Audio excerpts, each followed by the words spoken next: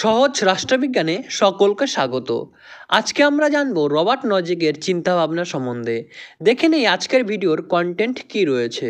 প্রথমে আমরা দেখব রবার্ট নজিকের একটু ছোট্ট করে পরিচয়, কেন তিনি তার ন্যায়ের ভাবনা দিয়েছিলেন, কেনই বা তিনি রলসকে সমালোচনা করেছিলেন তা সম্বন্ধে।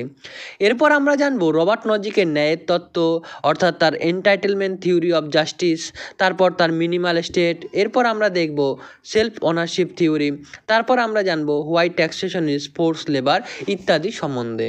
প্রথমে দেখে নেই তার ছোট্ট একটু পরিচয়। রবার্ট নজিক জন্মগ্রহণ করেন 1938 সালের আমেরিকার নিউ ইয়র্ক শহরে। তিনি হার্ভার্ড ইউনিভার্সিটির ফিলোসফির একজন প্রফেসর ছিলেন। তিনি জন রলসের একজন সহকর্মচারী বা কলিগ ছিলেন। এখানে বলা দরকার অমর্ত্য সেনও কিন্তু এই হার্ভার্ড ইউনিভার্সিটিতেই পড়াতেন এবং তারা তিনজনেই একে অপরের কলিগ বা সহকর্মচারী ছিলেন। রবার্ট নজিক জন রলসের এ থিওরি অফ জাস্টিস বইয়ের সমালোচনা হিসাবে তার অ্যানার্কি স্টেট অ্যান্ড ইউটোপিয়া নামক বইটি প্রকাশ করেছিলেন। এখানে রবার্ট নজিক জন রলসের ডিস্ট্রিবিউটিভ জাস্টিসের সমালোচনা করে তার এন্টাইটেলমেন্ট থিওরি অফ জাস্টিস দিয়েছেন। তার এন্টাইটেলমেন্ট থিওরি অফ জাস্টিস জানার পূর্বে আমাদের জানা দরকার যে তিনি একজন সামাজিক চুক্তি মতবাদের প্রবক্তা। এখানে বলা দরকার যে হবস, লক, রুশো এনাদের মতোই জন রলস এবং রবার্ট নজিকও সামাজিক চুক্তি মতবাদের প্রবক্তা।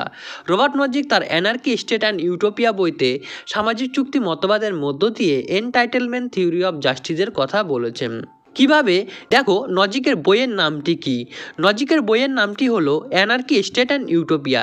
এবার আমরা প্রথমে অ্যানার্কি ব্যাখ্যাটা করে নেই, তবে আমরা তার সোশ্যাল কন্ট্রাক্টটি জানতে পারবো। তো অ্যানার্কি আমাদের জানতে হবে এবং অ্যানার্কি জানার মধ্য দিয়েই তার সোশ্যাল কন্ট্রাক্ট আমাদের ক্লিয়ার হবে। তো তিনি অ্যানার্কি বলতে কি বুঝিয়েছেন? রবার্ট নজিক সোশ্যাল কন্ট্রাক্টের ক্ষেত্রে বিশেষভাবে প্রভাবিত হয়েছেন জন লকের দ্বারা। রবার্ট নজিক জন লকের দ্বারা প্রভাবিত হয়ে বলছেন যে প্রকৃতির রাজ্যে মানুষ বেশ ভালোই ছিল, তাদের মধ্যে সুখ শান্তি ছিল, কিন্তু ধীরে ধীরে এই পরিবেশ খারাপ হতে থাকে। প্রকৃতির রাজ্যে মানুষের বহু সমস্যা দেখা দেয়, তাদের সম্পত্তি, তাদের সুরক্ষা এবং তাদের শান্তি দিনে দিনে চলে যেতে থাকে। যে শক্তিশালী বা যে ক্ষমতাবান সে সমগ্র সুযোগ সুবিধা ভোগ করতে থাকে, সম্পত্তি চুরি হতে থাকে, একে অন্যের সম্পত্তি ভোগ দখল করতে থাকে। লকের মতো নজিকও বলেন যে মানুষের লাইফ, লিবার্টি এবং প্রপার্টির অধিকার থেকে মানুষ বঞ্চিত হচ্ছিল সে সময়। মানুষের এই বঞ্চিত অধিকার ফিরে পাওয়ার জন্যই, মানুষ এই অবস্থা থেকে বাঁচার জন্যই সামাজিক চুক্তি করেছে। নজিক বলেন প্রথমে মানুষ একে অপরের সুরক্ষার বিষয়টি নিজেরাই দায়িত্ব নেয়, অর্থাৎ নিজেরা একটা কন্ট্রাক্ট করে মিউচুয়ালি নিজেরা নিজেদের প্রোটেকশন এজেন্সি তৈরি করে। অর্থাৎ প্রথমে জনগণ মিউচুয়াল প্রোটেকশন এজেন্সি গড়ে তুলেছিল, যেখানে তারা একে অপরের সুরক্ষার বিষয়টি দেখত। কিন্তু ধীরে ধীরে মানুষ তাদের নিজেদের কাজে ব্যস্ত হয়ে পড়ে, এর ফলে তারা আর নিজেদের সুরক্ষার ব্যাপার নিজেরা দেখতে পারে না। তখন তারা একত্রে মিলে গেলেন এবং মিলে কি করলেন? কয়েকজন ব্যক্তিকে ঠিক করলেন যারা শক্তিশালী, তাদের ঠিক করলেন। এই ব্যক্তিগুলি তাদের সম্পত্তি পাহারা দেয়, তাদের নিরাপত্তা দেয়, এর বিনিময়ে তাদের কিছু টাকা বা বেতন বা কিছু ফসল দিত। অর্থাৎ মানুষগুলো মিলিত হয়ে এখানে কমার্শিয়াল প্রোটেকশন এজেন্সির হাতে বা প্রফেশনাল প্রোটেকশন এজেন্সির হাতে তাদের সুরক্ষার দায়িত্ব তুলে দেয়। ধীরে ধীরে এরূপ বিভিন্ন কমার্শিয়াল প্রোটেকশন এজেন্সি বা প্রফেশনাল প্রোটেকশন এজেন্সি কিন্তু গড়ে উঠতে থাকে, যারা টাকার বিনিময়ে সুরক্ষা দিত মানুষকে।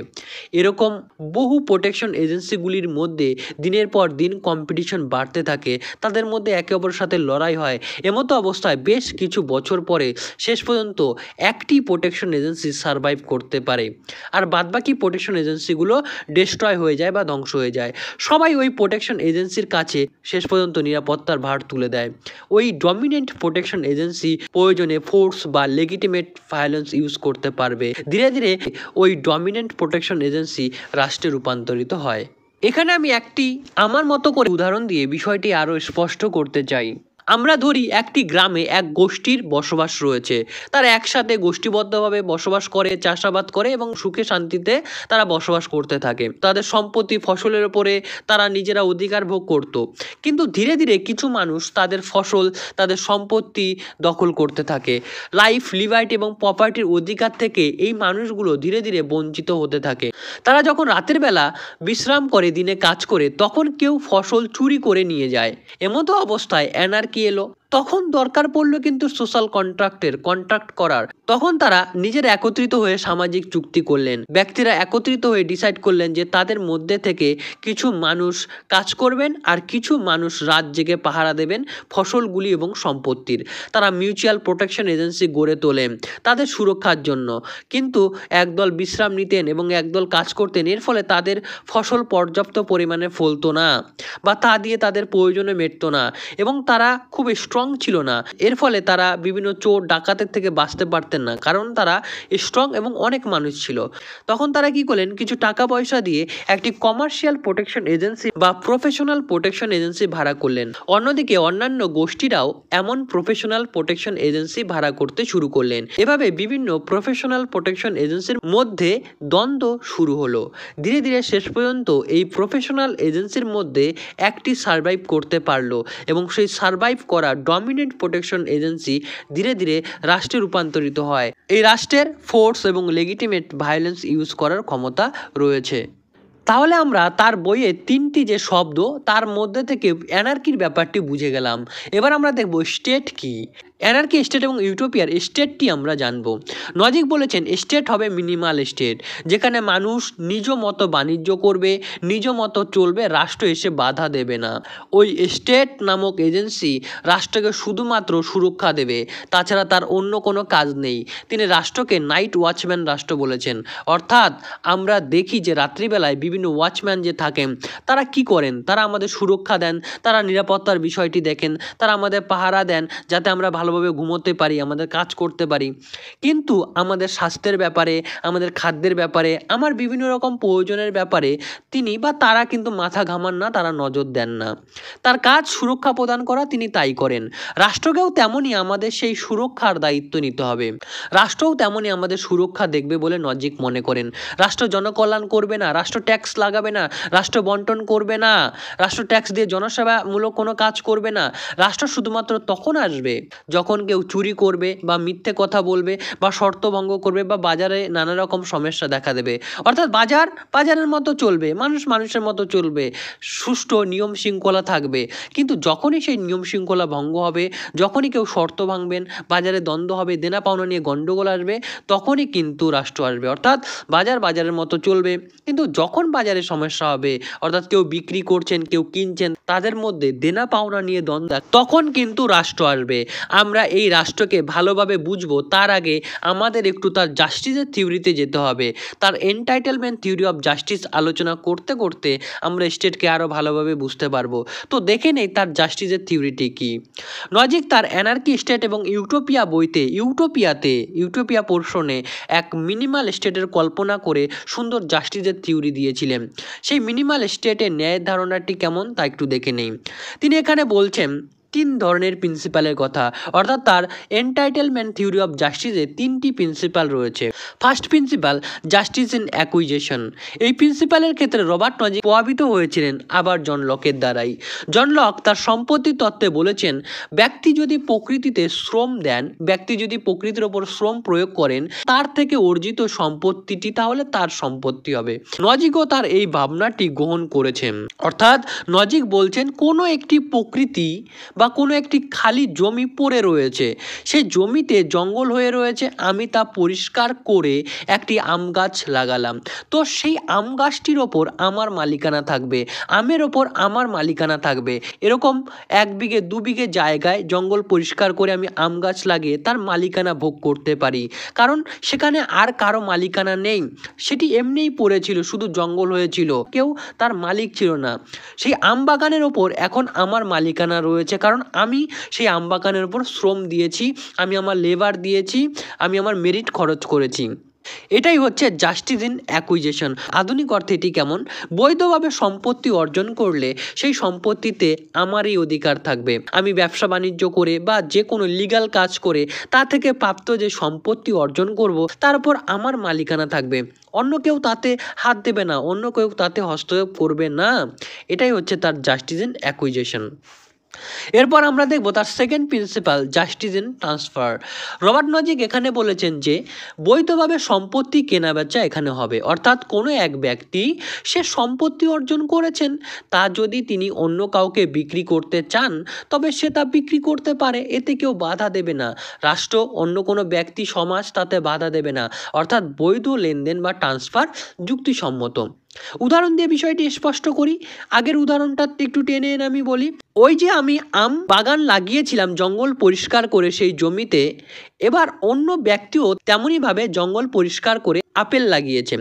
তো সেই ব্যক্তি যদি আমাকে 10টি আপেল দিয়ে 10টি আম নিতে চায়, তাহলে রাষ্ট্র বা অন্য কোনো ব্যক্তি, সমাজ এতে বাধা দেবে না। যদি আমি আর ওই ব্যক্তিটি রাজি থাকি তাহলে এখানে কেউ বাধা দেবে না।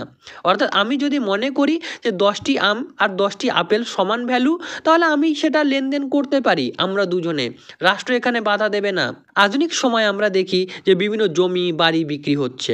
তো কোনো ব্যক্তি যদি তার জমি বা বাড়ি বিক্রি করেন এবং অন্য ব্যক্তি যদি তার সঠিক দামে কিনে নিতে চান, এতে কেউ বাধা কেন দেবে? সম্পত্তির মালিক যে কোনো দামে যাকে ইচ্ছা তাকে তার সম্পত্তি বিক্রি করতে পারে। তাহলে আমরা দেখছি রাষ্ট্রের কি আদৌ কোনো দরকার পড়ছে? রাষ্ট্র এখানে কি করবে? রাষ্ট্রের দরকার নেই। নজিক বলেছেন আমার সম্পত্তি, আমার ফসল, আমার আম বাজারে আমি অন্য কাউকে বিক্রি করব, আবার সে তার ফসল বিক্রি করবে আমার কাছে, তার জিনিস বা দ্রব্য বিক্রি করবে, এতে রাষ্ট্রের কি ভূমিকা? এতে রাষ্ট্র আসবে না, রাষ্ট্র মিনিমাল হবে। নজি কিন্তু জন লকের দ্বারা প্রভাবিত হয়ে বলছেন যে রাষ্ট্রের কাজ মানুষের লাইফ, লিবার্টি আর প্রপার্টি রক্ষা করা। যেমন লক বলেছিলেন যে মানুষের 3টি ন্যাচারাল রাইট রয়েছে, লাইফ, লিবার্টি এবং প্রপার্টি। এই 3টি অধিকার রাষ্ট্র রক্ষা করবে। নজিকও তাই বলছেন, রাষ্ট্রের কাজ মানুষের লাইফ, লিবার্টি, প্রপার্টি রক্ষা করা। যতটুকু ভূমিকা পালন করার ফলে ওই অধিকারগুলো মানুষ পেতে পারে, রাষ্ট্র ততটুকু ভূমিকাই পালন করবে।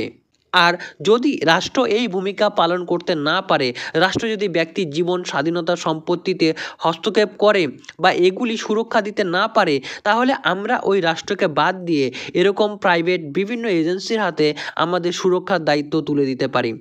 অর্থাৎ এরকম রাষ্ট্র থাকার পূর্বে যে প্রাইভেট কমার্শিয়াল প্রোটেকশন এজেন্সি বা প্রফেশনাল প্রোটেকশন এজেন্সিগুলো ছিল, ওরকম একটা এজেন্সিকে রাষ্ট্রের মতো ভূমিকা পালন করতে দেব, তার হাতে আমাদের সুরক্ষার দায়িত্ব তুলে দেব। এবার আসি তার ন্যায়ের তৃতীয় প্রিন্সিপালে, এটি হলো জাস্টিস ইন রেকটিফিকেশন। নজিক বলেছেন যদি কোনো ব্যক্তি অবৈধভাবে সম্পত্তি অর্জন করেন বা কোনো ব্যক্তি অন্যের সম্পত্তি ছিনিয়ে নেওয়ার চেষ্টা করেন, ওই যে আমার আম বাগান ছিল সেখানে যদি অন্য কেউ হস্তক্ষেপ করেন, তবে কিন্তু এই জাস্টিস কাজে লাগবে, তবে রেকটিফিকেশন ইন জাস্টিস ইউজ হবে। অর্থাৎ রাষ্ট্র তখন কি করবে? বাস্তবে যার সম্পত্তি ছিল তাকে তা ফিরিয়ে দেবে এবং অন্যায়কারী, চুরি করা সেই ব্যক্তিটিকে শাস্তি দেবে। উদাহরণ হিসাবে বলতে পারি যে আমার আম বাগানে অন্য কোনো ব্যক্তি ঢুকেছেন এবং তিনি সেই সমস্ত আম পেড়ে নেওয়ার চেষ্টা করছেন, সমগ্র ফল চুরি করার চেষ্টা করছেন। তো রাষ্ট্র তখন তাকে বাধা দেবে, বা বলা যায় আমি অন্য কারো আপেল বাগান নিয়ে নেওয়ার চেষ্টা করছি, তো তখন রাষ্ট্র আমার ওই সম্পত্তিতে হস্তক্ষেপ করবে, আমার সম্পত্তি নিয়ে নেবে যেটি আমি ইল্লিগালি নিয়েছিলাম, এবং যার সেই সম্পত্তিটি ছিল তাকে তা ফিরিয়ে দেবে, অর্থাৎ ওই ব্যক্তিটির আপেল বাগান আবার ফিরিয়ে দেবে। তাহলে আমরা দেখতে পাচ্ছি কোনো ব্যক্তি অবৈধভাবে সম্পত্তি অর্জন করলে বা অবৈধভাবে কারো সম্পত্তি কেড়ে নিলে রাষ্ট্র ওই ব্যক্তিটিকে শাস্তি দেবে এবং অন্য ব্যক্তিকে তার সম্পত্তি ফিরিয়ে দেবে। তো জাস্টিস ইন রেকটিফিকেশন হলো, এই হচ্ছে তার এন্টাইটেলমেন্ট থিওরি অফ জাস্টিস। অর্থাৎ এখানে রাষ্ট্র কি ভূমিকা পালন করবে? প্রোটেকশন ছাড়া আর কিছুই নয়। রাষ্ট্র তাহলে আমার সম্পত্তিতে ট্যাক্স লাগাবে না। জন রল যেমন বলেছিলেন যে যারা অবদমিত রয়েছে, নিচু শ্রেণীর মধ্যে যারা রয়েছে তাদের ওপরে তুলতে হবে, তাদের আপলিফমেন্ট করতে হবে, তাদের বন্টন দিতে হবে, এই জন্য জনগণের ওপর ট্যাক্স প্রয়োগ করতে হবে। কিন্তু নজিক তিনি বলছেন যে না, আমি কষ্ট করে শ্রম দিয়ে যে সম্পত্তি অর্জন করেছি, জঙ্গল পরিষ্কার করে যে আম বাগান লাগিয়েছি, তার থেকে আম কেন সরকারকে দেব? অর্থাৎ আমার সম্পত্তির থেকে কেন সরকারকে ট্যাক্স দেব? সরকারের ট্যাক্স সিস্টেম থাকবে না, আমার সম্পত্তির পূর্ণ মালিকানা একান্তই আমার। যেমনভাবে আমি কোনো বই বা কোনো মোবাইল বা কোনো ল্যাপটপ কিনে নেই এবং আমি ওটা একান্তভাবে নিজেই উপভোগ করি, ওখানে অন্য কোনো ব্যক্তি কিন্তু ভাগ বসায় না, তেমনি আমার সম্পত্তিতে সরকার কেন ট্যাক্স বসাবে? আমার সম্পত্তি পরিপূর্ণভাবে আমার। ওটার ওপর আমার একমাত্র মালিকানা থাকবে, ওই সম্পত্তির এন্ড টাইটেল আমার, ওটার ওপর আমার অ্যাবসোলিউট ওনারশিপ রয়েছে। অর্থাৎ আমি যদি স্বচ্ছ উপায়ে সম্পত্তি অর্জন করি তাহলে সে সম্পত্তির মালিকানা একান্তই আমার। এটাই হচ্ছে তার এনটাইটেলমেন্ট থিওরি অফ জাস্টিস। এবার আমরা দেখব তার মিনিমাল এস্টেটের ধারণাটি একটুখানি সংক্ষেপে ছোট করে সারমর্ম হিসাবে। তাহলে আমরা তার ন্যায়ের ধারণা পড়তে পড়তে তার মিনিমাল স্টেটের অনেকটাই কমপ্লিট করে ফেলেছি। এবার আমরা তার মিনিমাল স্টেটের আরেকটু জিস্ট দেখে নেই। নজিক বলেছেন তাহলে বাজারের মতো চলবে, আমি আমার মতো চাষাবাদ বাণিজ্য জীবন ধারণ করব, অন্য ব্যক্তি তার মতো করে চাষাবাদ বাণিজ্য জীবন ধারণ করে সম্পত্তি অর্জন করে সে তার মতো থাকবে সুখে শান্তিতে। বাজারের মতো চলবে, এখানে রাষ্ট্রের দরকার হবে না। রাষ্ট্র তবে মানুষের লাইফ রক্ষার জন্য, মানুষের লিবার্টির জন্য, মানুষের প্রপার্টিতে থ্রেট যাতে না হয় তার জন্য সক্রিয় ভূমিকা নেবে। রাষ্ট্র তখন আসবে যখন কেউ চুরি করবে, মিথ্যে বলবে, শর্ত ভঙ্গ করবে, বাজারে বিভিন্ন ধরনের দ্বন্দ্ব আসবে। তাছাড়া রাষ্ট্র জনগণের অধিকারে হস্তক্ষেপ করবে না। এছাড়া রাষ্ট্রের আর দরকার নেই। তবে হ্যাঁ, নজিক বলেছেন যে সমস্ত ক্ষেত্রে ব্যক্তির সুরক্ষা দরকার, যেমন পুলিশ, কোনো জাস্টিস সিস্টেম মানে কোর্ট, সেনা, তাদের জন্য রাষ্ট্র ট্যাক্স লাগাবে, কারণ এটি মানুষকে সুরক্ষা দেয়। তাছাড়া এর বাইরের কোনো ক্ষেত্রে রাষ্ট্র ট্যাক্স নিতে পারবে না। অর্থাৎ নজিক কিন্তু ট্যাক্সের কথা বলেছেন 2-3টি ক্ষেত্রে। কোন ক্ষেত্রগুলিতে? যে আমার যে সুরক্ষা দেবে পুলিশ, তার জন্য আমি ট্যাক্স দিতে রাজি আছি, যে বিচার বিভাগ তার জন্য আমি ট্যাক্স দিতে রাজি আছি, সেনা তার জন্য আমি ট্যাক্স দিতে রাজি আছি। এছাড়া রাষ্ট্র আর কোনো কারণে ট্যাক্স নেবে না। অর্থাৎ যা মানুষের সুরক্ষার বাইরের বিষয় সেক্ষেত্রে রাষ্ট্র ট্যাক্স নেবে না। এবার আমরা দেখব নজিকের সেলফ ওনারশিপ থিওরি। এখানেও নজিক লোকের দ্বারা প্রভাবিত হয়েছেন। নজিক বলেছেন ব্যক্তি তার বডি, মাইন্ড, অ্যাবিলিটি, ওয়ার্ক, লেবারের মালিক। তো এগুলি দিয়ে সে যে প্রোডাক্ট তৈরি করে তার মালিকও সে নিজেই। এবার আমি যদি কারো হয়ে কাজ করি বা নিজের সহমতে নিজের লেবার বিক্রি করি তাহলে তা আমি করতে পারি। তো সে যদি নিজেকে কারো হাতে তুলে দেয়, সে যদি দাস হিসাবে নিজেকে বিক্রিও করে দেয় তাহলে রাষ্ট্র তাতে বাধা দেবে না। এবার আমরা দেখব নজিক কেন বলেছেন যে why taxation is forced labour. একটি উদাহরণ দিয়ে আমি বিষয়টি স্পষ্ট করব। ধরা যাক আমি একদিনে 500 টাকা ইনকাম করি, আমার পরিবার চালাতে দরকার পড়ে 450 টাকা। এবার রাষ্ট্র প্রতিদিন 50 টাকা করে আমার থেকে ট্যাক্স কেটে নেয়। ওই 500 টাকা ইনকাম করতে আমার 5 ঘন্টা সময় যায়। তো এবার আমি দেখতে পাবো যে ওই 5 ঘন্টা তো আমি কাজ করছি, কিন্তু 4.5 ঘন্টার কাজে আমার যা নিডস তা পূরণ হয়ে যায়, কিন্তু এক্সট্রা হাফ ঘন্টা আমাকে কেন খাটতে হয়? কারণ ওই টাকাটি আমাকে রাষ্ট্রকে দিতেই হবে। তো ওই যে এক্সট্রা আমি হাফ ঘন্টা খাটলাম, আমার নিজের লেবার, আমার মেরিট, আমার বডি ইউজ করলাম, আমি শ্রম দিলাম, তো সেই হাফ ঘন্টার টাকা আমি পেলাম না, তো আমি রাষ্ট্রের জন্য খাটতে বাধ্য হলাম। এর জন্যই তিনি বলছেন যে ট্যাক্সেশন ইজ ফোর্সড লেবার। অর্থাৎ তিনি কি বলছেন? আমাকে যে খাটানো হলো, আমার যে শ্রম, আমার যে ট্যালেন্ট, আমার যে অ্যাবিলিটি, আমার বডি যে ইউজ করা হলো, এটা তো আমার সহমতির বিরুদ্ধে। এর বিনিময়ে তো আমি কিছু পেলাম না, আমি এটা করতে চাইনি, আমি বাধ্য হয়ে কাজটি করেছি। তাহলে আমার সহমতির বিরুদ্ধে আমার ট্যালেন্ট, বডি, অ্যাবিলিটি ব্যবহার করা হলো এবং তার বিনিময়ে অর্থ রাষ্ট্র ট্যাক্স করে দিল। তো এটাই হচ্ছে ফোর্স লেবার। এবার আমরা দেখব যে তিনি কেন মিনারকিস্ট তাত্ত্বিক। মিনারকিস্ট শব্দটি কিন্তু অ্যানার্কিস্ট শব্দের অনেক কাছাকাছি। অ্যানার্কিস্ট বলতে কাদের বোঝানো হয়? যারা রাষ্ট্রের অথরিটিকে স্বীকার করে না। মিনারকিস্ট রাষ্ট্রের অথরিটিকে কিন্তু স্বীকার করে, কিন্তু তারা বলে যে মিনিমাল স্টেট হবে, স্টেট মিনিমাল হবে, স্টেটের অথরিটি থাকবে কিন্তু তা মিনিমাল, তার জন্য তিনি হচ্ছে মিনারকিস্ট। এবার কিন্তু কয়েকটি গুরুত্বপূর্ণ ফ্যাক্ট আমাদের জানতে হবে, ফ্যাক্টগুলি নেটে আসার মতো। তিনি একজন বাস্কেটবল প্লেয়ারের কথা কিন্তু বলেছিলেন তার অ্যানার্কিস্ট এবং ইউটোপিয়া বইতে। তার নাম হচ্ছে উইল্ট চেম্বারলিন। তিনি 1970-এর দশকের একজন গুরুত্বপূর্ণ বাস্কেটবল প্লেয়ার। কেন বলেছেন তা একটু জেনে নেই। তার কারণ হলো আমরা দেখতে পাচ্ছি যে সমাজে ধনী গরিবের মধ্যে বৈষম্য রয়েছে। তাহলে কি প্রপার্টি অ্যাকুইজিশন, অর্থাৎ প্রথম যে প্রিন্সিপাল সম্পত্তি যে লোকে করে বড়লোক হয়েছে তা কি ইল্লিগালভাবে হয়েছিল? যারা ধনী হয়েছেন তারা কি সৎ পথে তাদের সম্পত্তি অর্জন করেছেন? নজিক বলেছেন, যেহেতু কোনো নথি বা দলিল নেই আমাদের কাছে যা প্রমাণ করে যে ওই সম্পত্তি ভুল পথে অর্জন হয়েছে, তাহলে কিন্তু আমি প্রমাণ করতে পারছি না যে তারা ভুল পথে সম্পত্তি অর্জন করেছে। নজিক বলছেন বৈষম্য হয়েই যায়। কিভাবে হয়ে যায়? উনি বলছেন যে উইল্ট চেম্বারলিন যে বাস্কেটবল প্লেয়ার, সে অন্যান্য প্লেয়ারের থেকে অনেক ভালো খেলেন, এর জন্য সে 25 সেন্ট বেশি নেন।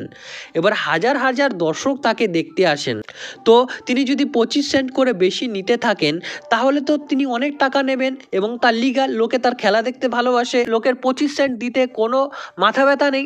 এর জন্য অন্যান্য বাস্কেটবল প্লেয়ারের থেকে সে কিন্তু দিনের পর দিন বড়লোক হয়ে যাবেন। তো এভাবে কিন্তু বৈষম্য বেড়েই যাবে, সে অন্যের থেকে ধনী হবে। তাই প্রপার্টি অ্যাকুইজিশন যারা করেছে তাদের অ্যাকুইজিশন নিয়ে আমরা কোনো প্রশ্ন তুলতেই পারি না, কিন্তু এরপর থেকে আমাদের কি করতে হবে? অ্যাকুইজিশনের ব্যাপারে, সম্পত্তি অর্জনের ব্যাপারে বিভিন্ন তথ্য, নথি, দলিল রাখতে হবে। তিনি প্যাটার্ন সোসাইটি বা প্রি প্যাটার্ন সোসাইটির বিরোধিতা করেছেন, অর্থাৎ তিনি কিন্তু pre decided pattern of distribution তার বিরোধিতা করেছেন। মানে একটা ডিস্ট্রিবিউশনের প্রিন্সিপাল আগে থেকে সেট করা থাকবে, যেমন রলস বলেছেন, তার কিন্তু বিরোধিতা করেছেন। এছাড়াও তিনি লকিয়ান প্রভিসোর কথা বলেছেন।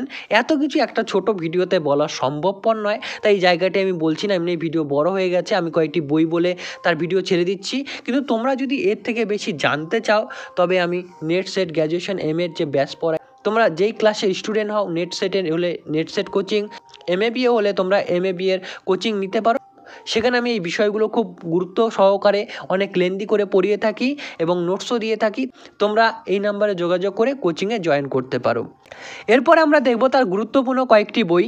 তার সবচেয়ে গুরুত্বপূর্ণ বই অ্যানার্কি স্টেট অ্যান্ড ইউটোপিয়া, 1974 সালে বেরিয়েছে। এরপর তার যে গুরুত্বপূর্ণ বই তা হলো ফিলোসফিক্যাল এক্সপ্লেনেশনস, এটি হলো 1981 সালে বেরিয়েছে। তার 3 নম্বর গুরুত্বপূর্ণ বই দ্য এক্সামাইন্ড লাইফ, এটি বেরিয়েছে 1989 সালে। তার 4 নম্বর গুরুত্বপূর্ণ বই হলো দ্য নেচার অফ র্যাশনালিটি, 1993-তে বেরিয়েছে এটি। এবং তার 5 নম্বর গুরুত্বপূর্ণ বই সক্রেটিক পাজল, 1997-এ বেরিয়েছে। এরপর তার গুরুত্বপূর্ণ বই হলো জিগজ্যাগ অফ পলিটিক্স। এই হলো তার গুরুত্বপূর্ণ বইসমূহ। যদি কেউ কোনো জায়গায় বুঝতে না পারো তাহলে নিচে কমেন্ট বক্সে জানিও, আমি তোমার প্রশ্নের উত্তর দেওয়ার যথেষ্ট চেষ্টা করব। থ্যাংক ইউ ক্লাসটি মন দিয়ে শোনার জন্য।